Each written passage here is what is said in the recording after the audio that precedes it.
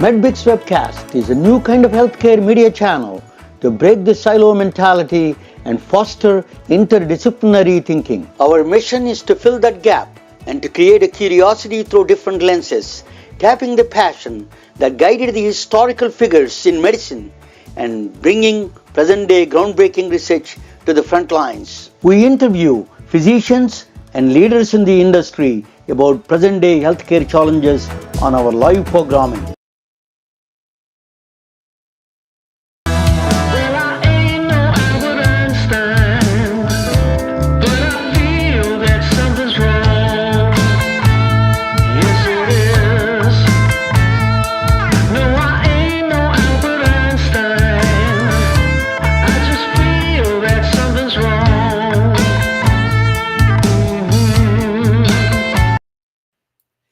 Hey, good morning. Good morning. Good, almost good night to all of you.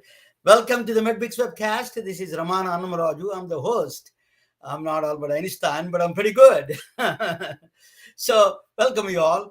Today we have a very exciting program and actually rural healthcare delivery system in India. As a lot of people talk about the delivery system in the entire world, how does it work in the rural villages in India? That is in 1960s and 70s I'm talking about, and then how it is changing now. I'm going to explain that a little bit more, and the people who contributed to the rural healthcare those days. It's a really fascinating story of those two uh, distinguished people from the history. I'm going to talk about. One is not famous but still silent hero. Other one is an unknown famous man. So I'm going to talk about that actually today, and then I'm going to talk about. And just before that, there is actually present day healthcare system rural India even today. How it is done. We have a great presentation about that. And to understand really to deliver healthcare, you have to understand the rural areas in every part of the world. That's the only way you can deliver the low resource settings, the healthcare delivery you can do anywhere else in the world. Anywhere else you can deliver to all the human beings if you work in the low resource settings. That is the key. All the healthcare delivery systems must be in the low resource settings. You need to test it, not with the Silicon Valley, not in the middle of Atlanta, or not in the middle of New York City. You have to test in the rural villages where hardly any resources available. That is a test. Okay, so that is to talk about that. We have a great guest right now. I'm going to talk with John Silver. Is a registered nurse and a PhD. Is a doctorate and a professor, and he wants to talk about a little bit about healthcare. What is the goals of a healthcare system? I know you will talk about. Let me introduce you, Dr. John Silver. Welcome to MedBix Webcast. Pleasure to be here. Thank you. So, you mentioned something about today. The talk is about the equitable, the healthcare delivery system. Healthcare goals. What are the goals of the healthcare system in this country, at least? To make money. No, that was the goal. But what is the goal supposed to be? So when I started looking at this, like what I would call applied philosophy. So the first thing I figured out, what are the goals of what we're trying to do in healthcare? Because if we don't understand what it is we're trying, then how do we know the mechanisms we need to deliver it? So the dealt with access, and it had to be equitable. I thought certain communities neglected or given lower levels of care based on the needs of the community.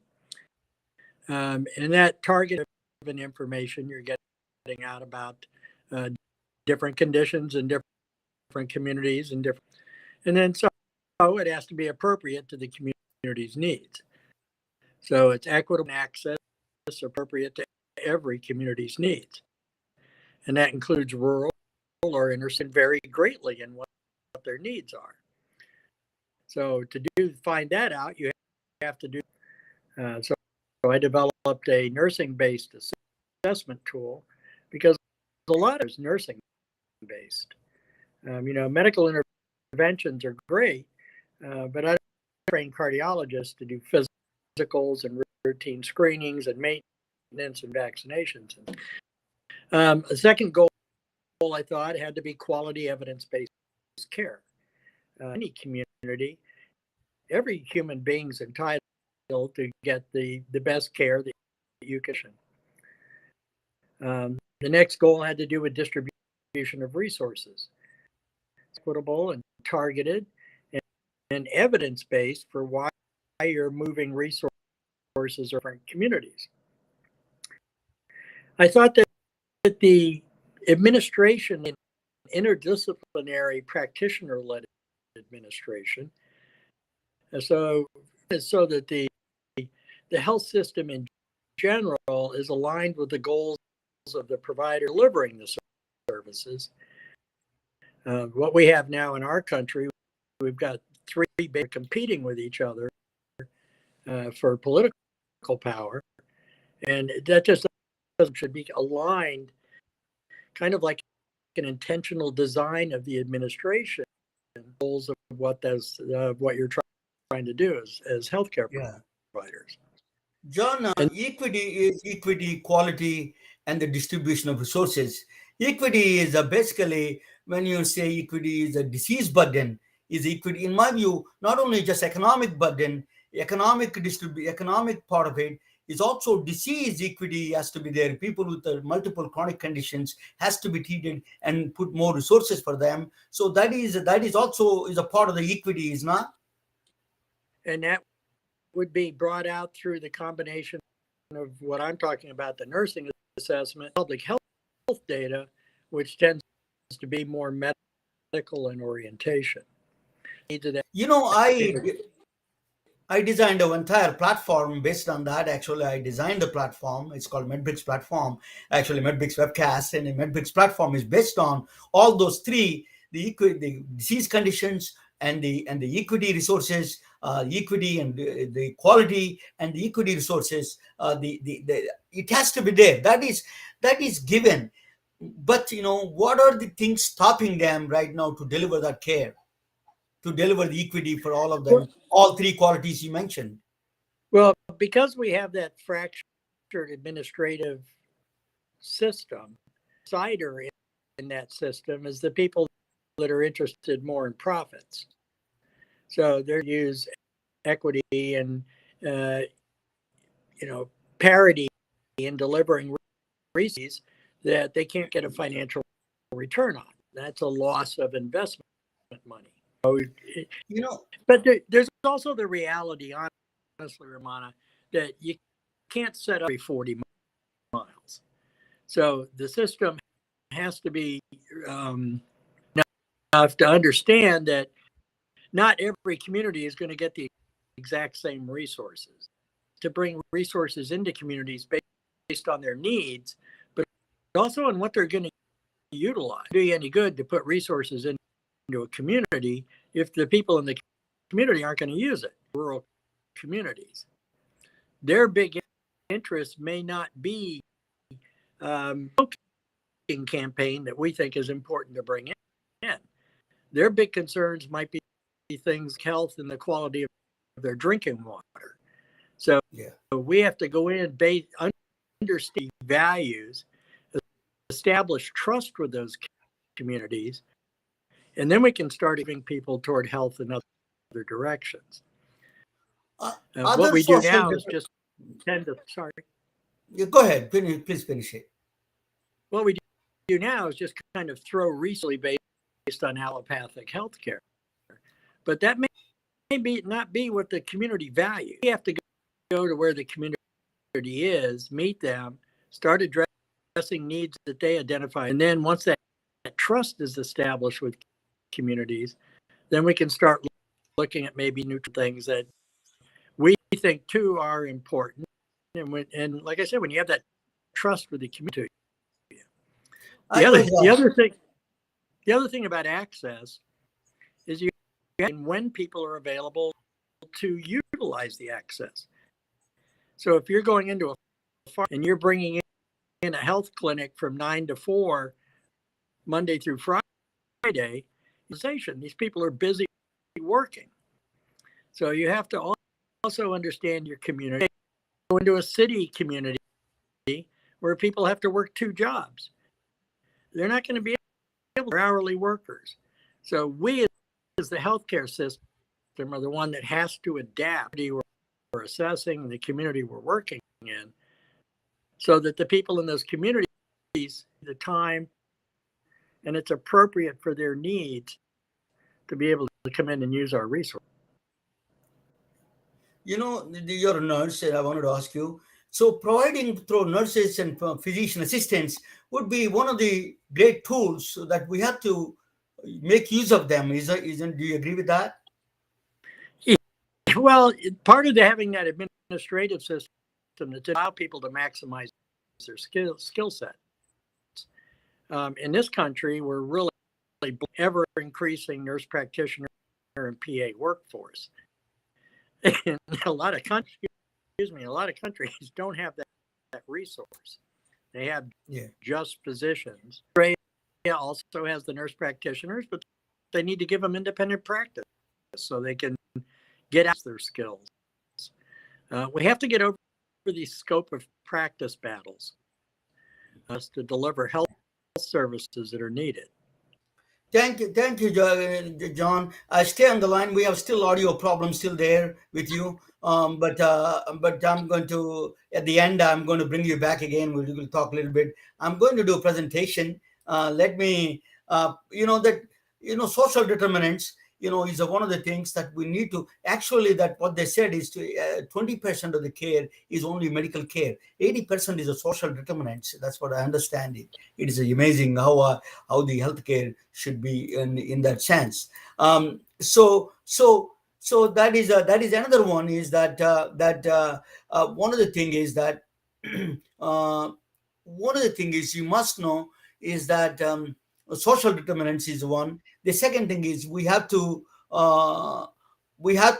really use maximum use of resources also. That's another thing. Yesterday I was listening Dr. Robert Pearl's podcast. In this one, it was a guest is Oracle Health, Oracle Sunner health chief officer, John. I forgot his name, Stein. Sorry. Is going on my mind, Feinberg, Dr. Feinberg. It's very good. It was what he's saying is it has to start not from the doctor, not from the nurse. He's saying that we start from the patient point of view. We need to develop a healthcare system. Basically, we are starting with the wrong person, middleman, and with the doctors and everybody. We need to start with the patients. I agree no more. So let me tell you, there is I'm presenting a healthcare system. This is that I'm going to present this. Just a minute. Okay. So I'm going to present the rural healthcare system. You will see that why that is important. A rural healthcare system the rural healthcare system in India. I'm presenting it that we can apply to the United States or anywhere in the world. Actually, it may not be applied to the United States, but yes, the rest of the world, a lot of places, a lot of developing countries, Brazil and other developing countries, we can apply if you find solutions in the rural healthcare area. Okay, so let me present this topic about this. It's about 2 extraordinary men who contributed to the rural healthcare sources along with the millions of others. So that is alive tonight. These are 2 men, silent and forgotten heroes of rural India's healthcare delivery system. Same town, same profession they came from. So that's I'm going to explain to you what is the same town, same village. I'm from a small town near Bhimavaram is a town, and I'm from a very small. The town is small, and then I'm from another small village from outskirts of that town. Is like 4 or 5 miles.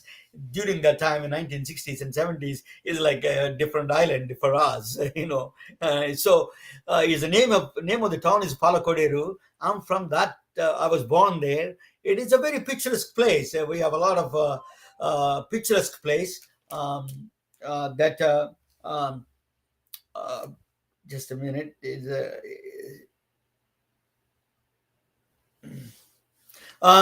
Picturesque place, and uh,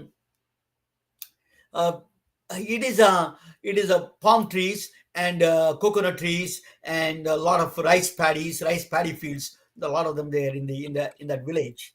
It is just a beautiful place, but there is no electricity. There is no running water. Healthcare is non-existent. There is a local doctors, one or two, like village doctors that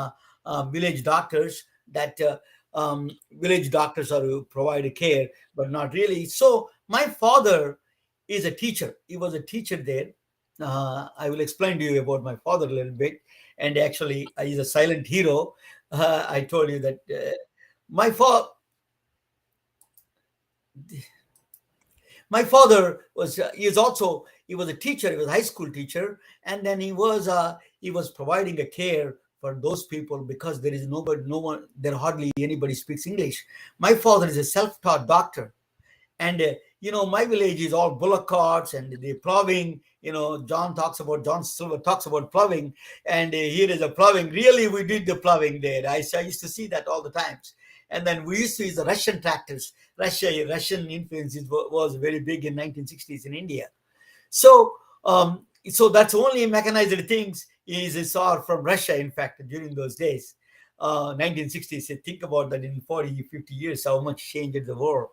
Um, so so that my father is as you know, the diseases are very usual suspects: typhus and cholera, the bacterial infections. Malaria is a parasitic carrying infection, is flea, the lung, tropical diseases. These are all very common usual suspects, and every child must have gone through this one time or the other. In fact, there is no exception in my view, including me. One of those things we all face. So it's a very common, those kind of tropical diseases. Those were common in the 1800s in the United States, 1600s, in fact. So people don't know about it, but now they were 1960s and 70s very common there. So what are the other ways of people dying? Cobras are big. Actually, they use, we have snake charmers are quite a bit. It's not some storytelling. There were snake charmers, and then that is a big entertainment for us. And then I used to see, when I'm going to the high school, I used to see quite a bit of I used to come across cobras. That's very common for all of us, in fact. So it is a lot of people used to die with the cobra bites. And the other thing is that there are very few suicides, and then accidental deaths. If endrin is a pesticide they used to consume. I saw in my entire life maybe one or two suicides through the endrin, that pesticide. They used to take it and die. But some people, by accidentally, they consume that, they die. But that's a deaths come from, besides the diseases, there are other deaths come from these two factors. The cobras are big. So that was my so in that village, the healthcare is delivered through, that the doctors used to go. My father, including my father, used to go in a bicycle. They have a doctor's bag and then put in a bicycle, and they used to go to the towns, the houses, visit them, check all the family members, everything, check it out, and give medications, and then check their prognosis and everything. That is very interesting. They do everything at the same place. They deliver, even they give the medications right there on the spot. So how do the pregnancy, how the delivery of the babies is that it's a little bit of a good mix and bad. A lot of in fact, a lot of midwives are the ones they deliver it at the home. I was born at home. All my brothers were born at home. We were born at home, delivered by the midwives. Very common in rural India, rural villages. So it's not uncommon. If there is a pregnancy complication comes, I don't know how many people died. That is, we don't have the count. We did not count that complicated pregnancy thing.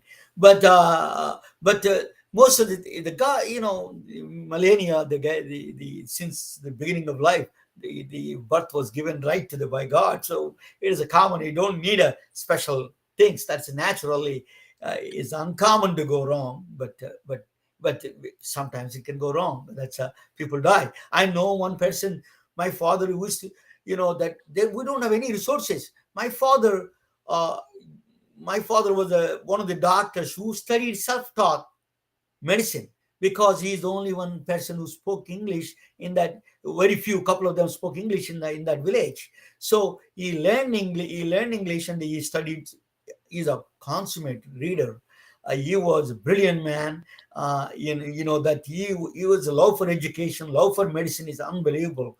He was reading nonstop. My mother used to get upset with him all the time. He never used to pay attention to anything.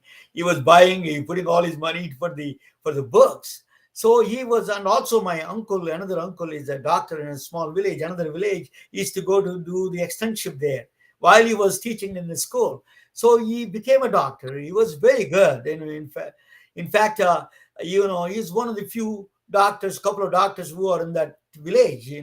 So we had a lot of tragic stories. I used to hear, one time I heard a screams from a woman entire night. And then I asked her, my father went there and checking on her. And then we don't have a transportation. We are, believe me, the transportation is a minimum, which is a bullock carts or a transportation, like Oregon Trail wagons, that kind of a transportation. In 70s, I'm talking about, not a century ago. So so so that is a big problem. Transportation is a problem, and there is a so the woman died with ectopic pregnancy. My father was there, but we don't have DNC machines or anything. So it's a very difficult. I know his frustrations. He knows how to do things, but he doesn't have the resources to do it. That was a big problem, and he used to treat infections, and he was very good doctor. He taught Ayurveda and also English medicine and allopathic medicine. He was doing very well. He was doing injections, everything.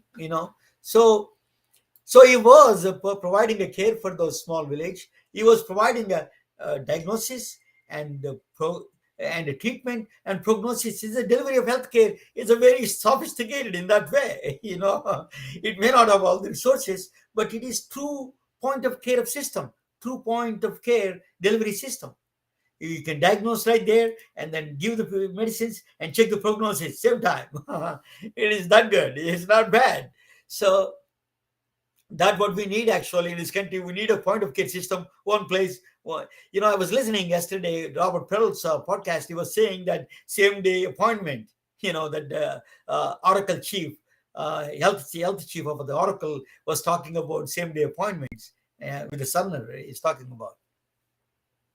That is the key. So my father is Annam. My father's name is Annam Raju Subbarao. Last name is mine. Same thing, of course. In India, they alter the first name and last name. They misplace the last name and first name.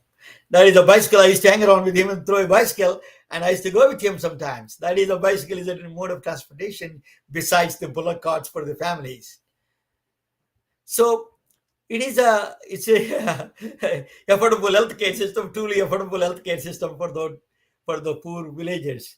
Think about that. They have that is a story. So how do they get a reimbursement for the doctors? That's a very interesting. So I heard in the United States also they used to give vegetables and the chickens and eggs. We are vegetarian, so they used to drop off milk and the vegetables for us. So that is the same thing in India also. Even in 1970s, so they deliver vegetables and rice and all those things, milk and then we used to do twice a year or once a year puja. Puja is like a Christmas time. Christmas time is right after the harvest festival, January 15th, around that time. Is a puja, is a Sankranti festival they call. We used to celebrate that, and they do puja, Satyanarayana puja they call, is a god's Indian Hindu god puja. So all the patients bring cash. Sometimes they used to give even a gold and silver. Some rich clients used to give a gold and silver. So that's how they used to survive the doctors, the reimbursement. So it's a true concierge medicine. We should do the primary care same thing.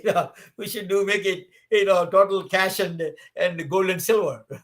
That's a better way to do it, even in this country, in my view.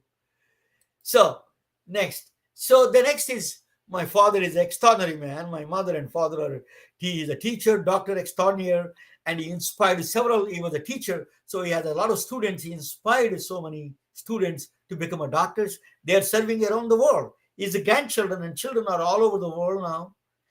They're everywhere. So because of him, he inspired in a small village. He inspired so many people to become a doctors and other educated people. In fact, my mother is a no. She's an extraordinary woman. Doesn't have she's high school. She's a elementary school graduate, but she has a doctorate.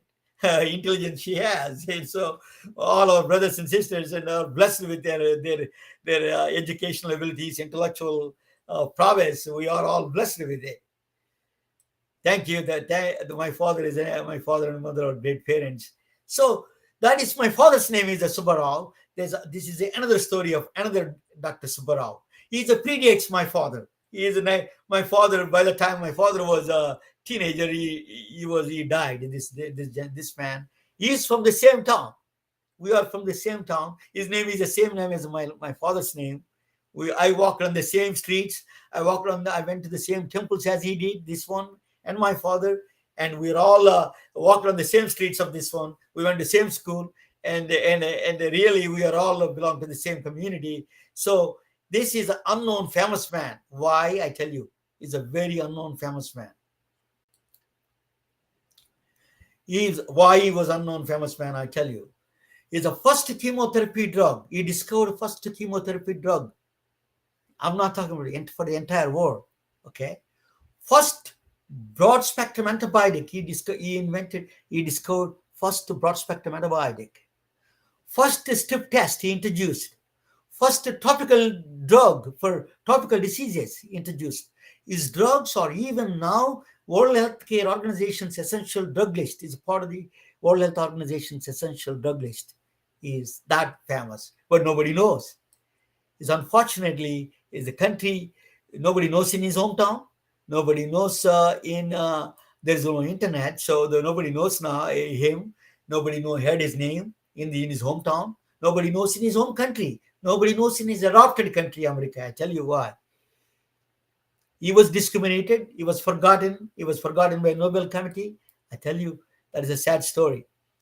Dr. Yallapragada Subbarao was born exactly today, in January 12th of January 1895. He was born in 1895.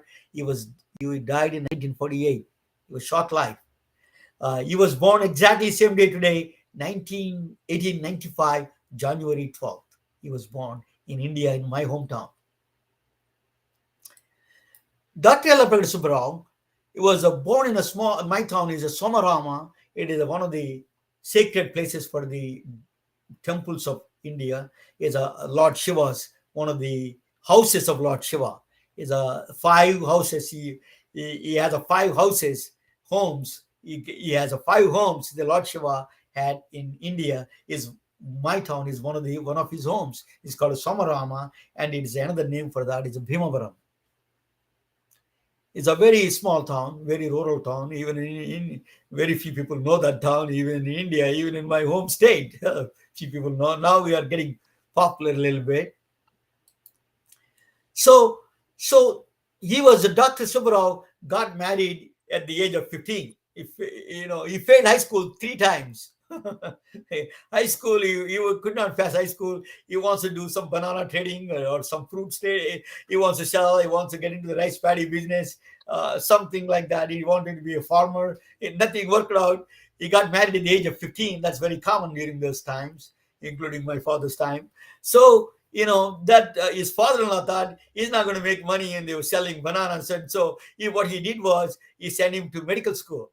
That's what he did. His father-in-law paid for his medical school. So he went to medical school in Tamil Nadu, Chennai, Tamil Nadu. At that time, there are only 2 states, Andhra and Tamil Nadu. There are no 2 states. Andhra Pradesh and Tamil Nadu are 1 state. Actually, now 3 states, Andhra Pradesh, Telangana, and the Chennai, Tamil Nadu, or 3 states, and one state is called Tamil Nadu. Actually, Tamil Nadu is state. So he used to call Madras. Madras is now named as Chennai. He went to school in Madras. He went to Madras Medical College. He got admission. I don't know how he got admission in the school. Somehow he got pulled some influences. He got, at that time India was ruled by British. Queen Elizabeth just took over. You know, so she was the queen of the England. She was the queen of India because we were being ruled by British government, British. So Lord Mountbatten was our chancellor for us. Subbarao went to school in Chennai. You know, one of the great things, you know, British people, I have a love and hate relationship with England. They want one thing I can tell you about British people. They give a equal. They never discriminated for the education. They wanted to promote everybody. You know, the people.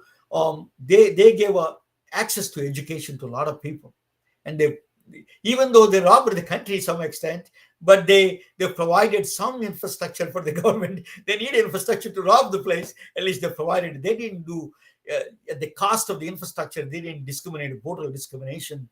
Sometimes the United States went through. It still go through sometimes. So, but that is a very different discrimination in that sense. So he went to he graduated he got the degree. That's a regular traditional medical school. It was a British kind of medical school. Then he got a teaching profession. He became a professor in Ayurveda medical school, Ayurveda school. Ayurveda is English. Ayurveda is Indian traditional medicine. He was teaching there physiology and anatomy. Then he was a traditional doctor. So he was Adayar, in the same town in Chennai. He was teaching medical school in the Ayurveda school. That was a very famous school. Then usually all the students, all the people used to go to England for a medical higher education, but he decided to go to Harvard. So he applied in 1923. He applied for Harvard Medical School. Think about that. You know, he just took a chance and applied Harvard Medical School. They rejected him outright. You know, they said that, you're teaching in an Ayurveda school. We don't support the Ayurveda, that traditional medicines, unless you have a degrees in English medicine, allopathic medicine. We don't. Then he wrote back a letter saying that I am trained in the allopathic medicine. I'm just teaching in Ayurveda school, but it is actually my degree is in medical school, regular allopathic English medical school. So then he got the admission and he came to Harvard Medical School. He studied tropical medicine. He became a doctor, and he got a tropical medicine degree, and then he also got the PhD in biochemistry. Think about the guy who failed high school 3 times, got the PhD in biochemistry from Harvard. So he's a talented, inside there is a talent, but he became a brilliant, he became a faculty member. They hired him. He's that good. So, but Harvard, discriminated him. He felt he was discriminated. His papers were hidden. All his research papers were hidden. He was denied a tenure, and he stolen his papers. It is all documented. This is not just allegations. These are documented evidence actually there. So it is all his inventions are under his supervisor took it out, and they were found out later on. That is a sad story of that process. But then he moved to. Then he got hired by Lederle Labs. There's a 1925, 1940, he was hired by Lederle Labs. It's like a boutique research firm. It's not a big, it's a small firm in Pearl River, New York. He was hired as a director of the Lederle Labs. They were doing some animal testing and animal medicines and all those things. He was hired by one of the things as a director, actually. He got a great position from there, Lederle Labs. He got it. So he was in the Lederle Labs. Then his brilliance came out everywhere. Actually, he became one of the pioneers in inventions. His first invention was a phosphate strip test. In the body, the calcium is the first with the highest mineral. The second one is a phosphorus. Is for the to reduce alcoholic people, diabetes. One of the things is that phosphorus is a low deficiency in the phosphorus. and the teeth and bones. You need a phosphor. So he, to test the phosphor in the body, he came up with a stiff test during the time, first stiff test. He came up with the idea of stiff test, and he was the inventor of the stiff test, first invention. Think about, I'm going to talk about all his 4 inventions. Then that was actually did in Harvard, but those 2 papers were stolen. Even though he became famous, everybody knows his name. He came to know his name. The next invention was Hetazone tablets. These are very essential tablets in the tropical countries, third world countries. Antiparasitic drug, anthelmintics. These are all parasitic drugs. These are all that people die because of this drug. Saved millions of people. Is a World Health Organization is a list of is a very essential drug in the World Health Organization list. This one, Hetazone tablets. Even now they are available. So actually they're testing these Hetazone tablets against the coronavirus and Zika viruses. In fact, it's a treatment for the coronavirus and Zika virus. So his invention still active and treating a lot of tropical diseases. So that was his invention. Then he came to the next one, is the mother of all his inventions. In 1940s, one of the biggest cancers is the child leukemia. If the other cancers are, you can do radiation therapy, radium therapy. Marie Curie invented radium, so they were doing the radium therapy, and then they were doing the surgery. Surgery is the first option. But if you have a blood disease, the blood is disseminated entire body. You need a targeted drug. So they were talking about it. Dr. Subbarao came up with a drug. It's called antifolic acid, analog to the folic acid, with the Sidney Farber. He gave this medicine to the Sidney Farber from he's a very character guy. He's interesting. Nobody liked him. So only person liked him is Dr. Subbarao. That's nobody wanted to like him. So he gave his invention to Sidney Farber, and he was the first. So chemotherapy drug now is still available. Still people use it. Is used for ectopic pregnancies, rheumatoid arthritis. There's so many uses. So with head neck cancers, there's multiple uses now. Chemotherapy drug is everywhere now. So nobody knows. He invented the first chemotherapy drug, sir. Ladies and gentlemen, think about that. And nobody knows his name. We should be ashamed if you are in the medical profession. We need to know these things. Who invented these things? How they came out, these kind of things. I'm not saying you need to be ashamed, but we need to be aware of these things. At least the people, the education system is not telling the stories behind these discoveries. That is a problem. So he became very famous actually with this. Then mother of these are bigger than that drug, because even very few people get, children is getting the leukemia, but everybody is getting sick with the other diseases, infectious diseases. So you need a first broad spectrum antibiotic. He did invent, Idomycin. It was invention by Dr. Yellapragada Subbarao. Invented the Idomycin. He came up with the Ledderly labs. He invented Idomycin. So think about that. He is a master of. His inventions coming out left and right from his pocket, and he's out of his brain. So the next one, what he did was, when he invented Idomycin, there's a story. He hired a guy. He's a plantation owner from Alabama, Talladega. Is a Benjamin Dugard. He hired him. He's 8 years or 75 years old, and nobody wanted to hire him. And he is a kind of eccentric character, Benjamin Dugard. So he's a Southerner. He's a plantation owner's son. So he was fighting against the Union. So he was in the North. So nobody liked him. So only person who gave him a job is Dr. Subbarao hired him. That Benjamin Dugard is a botanist. He's a plant chemist, actually. He hired him. So then both of them, so he got some from the farmers, he got that from Missouri, some special Automycin is a gold color, some grass or something that, wild weed kind of thing from Missouri. They tested it, that became Idomycin, antibiotic drug. They wanted to do clinical trials. And these two, think about a guy from India, a southerner, a plantation owner somewhere in the north, and nobody wants to give him a clinical trials. So they went to only guy, Dr. Louis Wright. He's an African American surgeon. He's from LaGrange, Georgia. In fact, he's a slave, owner of a slave. So these three guys got together. So they went to him in the Harlem Hospital. He was the chief of the Harlem Hospital at the time. So they went to him.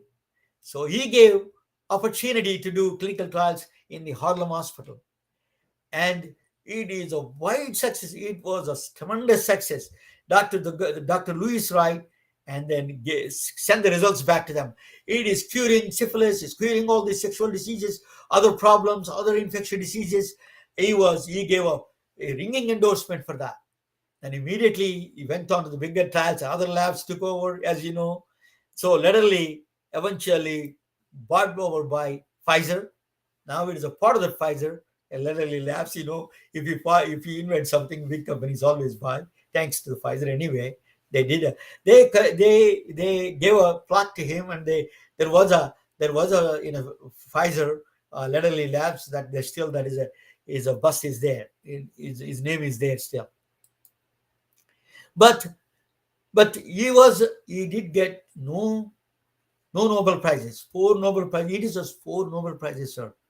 We are getting the Nobel Prizes for a lot of wrong people, but he deserves 4 Nobel Prizes. He got none. No, it's a thumbs down for the Nobel Committee for that. So Dr. Yellowbeard Subbarao he was born on the same day today. Is more than 125 years ago. He died in 1948 in Pearl River, New York, in the sleep at the age of 53. Okay, is a tragedy beyond. He died the same. He was a follower of. We got the independence. 1947 he got independence, and then 1948 same year, the Mahatma Gandhi was assassinated by Hindu fanatic. And then he was assassinated. And then, so he was a great follower of Gandhi. And Yellowbeard Subbarao died in his sleep. So he gave actually some of his money to some of the people in Missouri for the he gave a scholarship with his money to the students in Missouri, in fact. The story with his relationship with his autobiography, you must read it. Then the New York Herald Tribune, at that time, New York Times don't recognize these kind of people. They don't know science, first of all.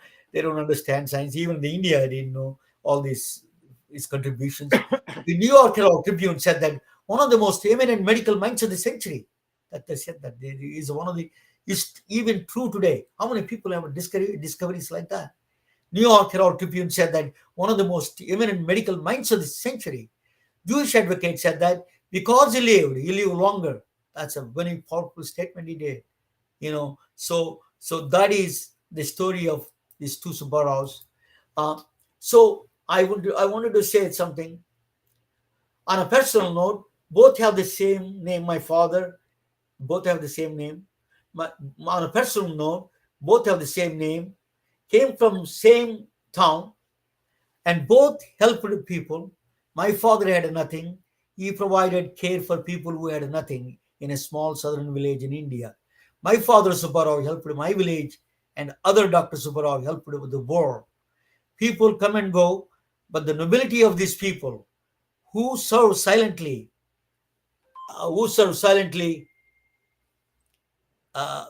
and better the humanity for a better tomorrow for all humanity, and remind us the medical contributions for the medicine humanity, remind of us the greatness of the profession of medicine. In fact, that's what I wanted to say.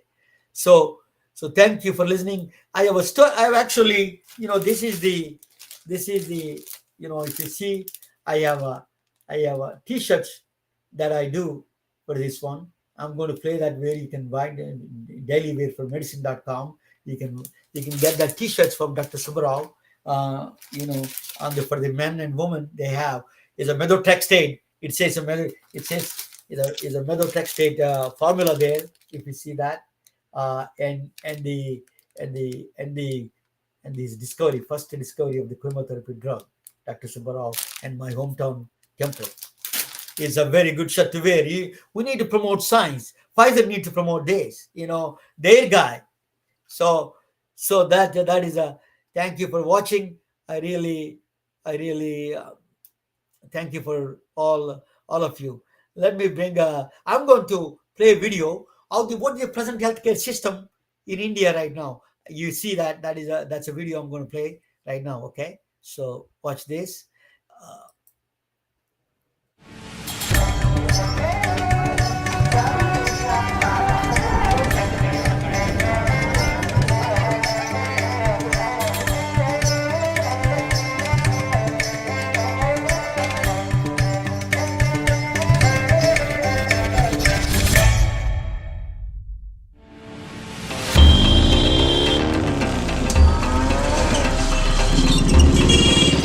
We are in a global health crisis. We have a growing population and we don't have enough people to provide health services.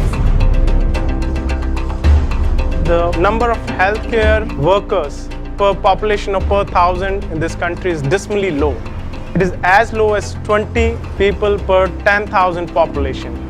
And we are talking about a population of 1.21 billion.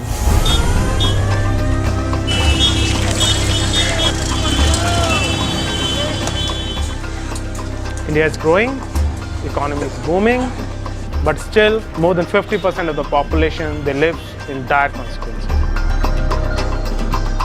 We need doctors, we need nurses, but most importantly, we need health workers who can live in the communities they serve, prevent illnesses before they begin, and also provide services at people's doorsteps before illnesses become so bad that people need to go to hospitals and go into debt for them. We are trying to create a model where a low-cost service in a sustainable setting is possible.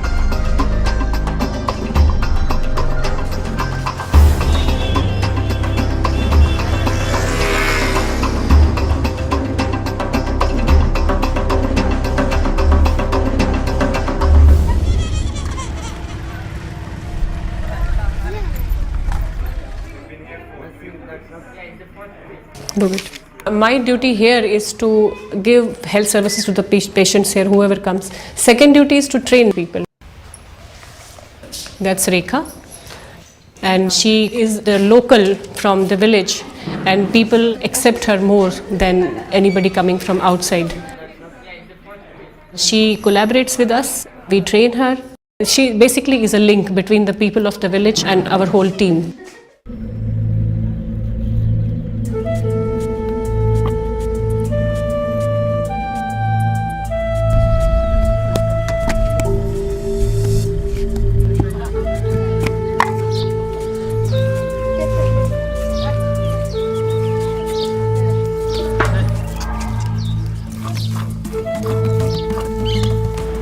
India is a very diverse country.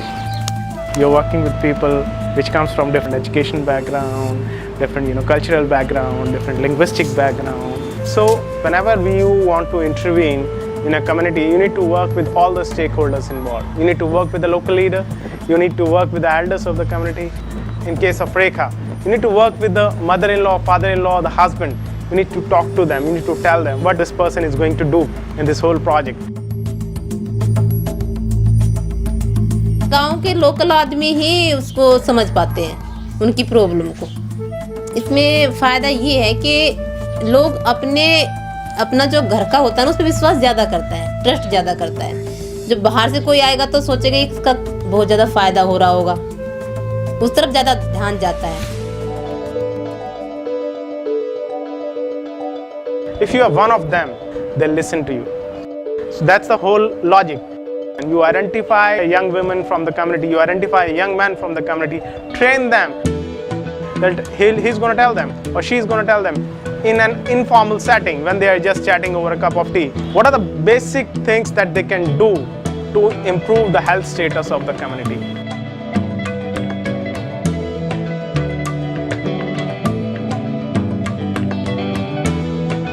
Polio में पहले ये था कि हमें घर घर जाते थे, लोगों को कहते थे पोलियो पिला लो, छुपा देते थे बच्चों को, अंदर ले जाते थे कि बच्चा नहीं है यहाँ पे, ये बोलते थे। अब तो डॉक्टर इलाज करते हैं जिसका चिकन पॉक्स का, वो अब खुद आते हैं हमारे पास। संडे को हम बूथ पे पिलाते हैं। बड़े बच्चों में फर्क आया है। वो जो मेरे साथ की लेडी जो मुझसे बड़ी है, टैक्सी उससे आप समझ लो, या फिर वैसे मेंटली ज़्यादा प्रिपेयर हो रहे हैं बच्चे।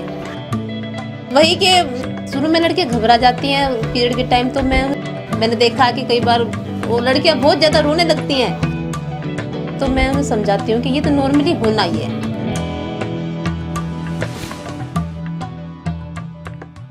When we started intervening, it was difficult, but we were persistent. We said, allow us, we will show you the change. ठीक होगी। शुरू में तो बिल्कुल वो नहीं किया, लेकिन अब मेरा पूरा सपोर्ट करें धीरे कि अब तो तुझे ये काम करना, तो चल मैं भी तेरे साथ हूँ। धीरे धीरे मेरे साथ आ गई, और घर वालों का भी काफी सपोर्ट है।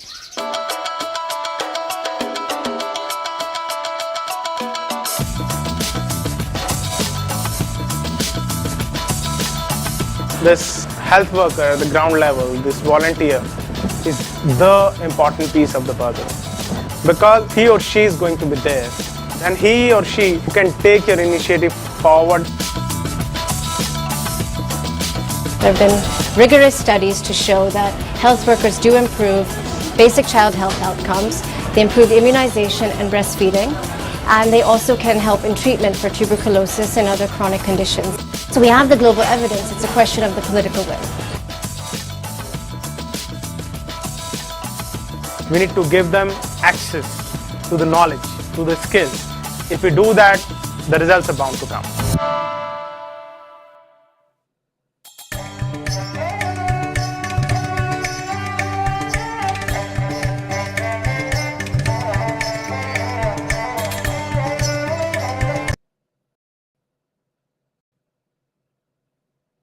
Thank you for watching. It is let me ask my friend John. John, 1 second, John. I'm going to bring it. Yeah. What do you think of the program? Well, I think I agree. My model is also talking about working with communities, and that community workers and having people in the community. We can also provide opportunity and licensure and things that they might not have had access to. You put electricity, water, and health care on the same slide. Mind, healthcare is a public utility, just like electricity is, just like these things are services you bring to communities, and for it to make it just a big money-making machine. Thank you, John. Thank you for us. It's truly an honor. As always, you are a great permanent guest for us. Thank you so much for joining in this webcast. Sure. Thank you very, very much. We'll get to the rest of the goals sometime. Thank you. Thanks. We are retelling their stories through our patented designs that can be worn on scrubs, t-shirts, printed on conference bags, and endless other promotional materials. Daily Wear for Medicine is the first ever of its kind to create curiosity in medicine through visual art. We at MedBricks are celebrating unsung heroes of the past who made enormous contributions to the field of medicine through our unique campaign called Daily Wear for Medicine.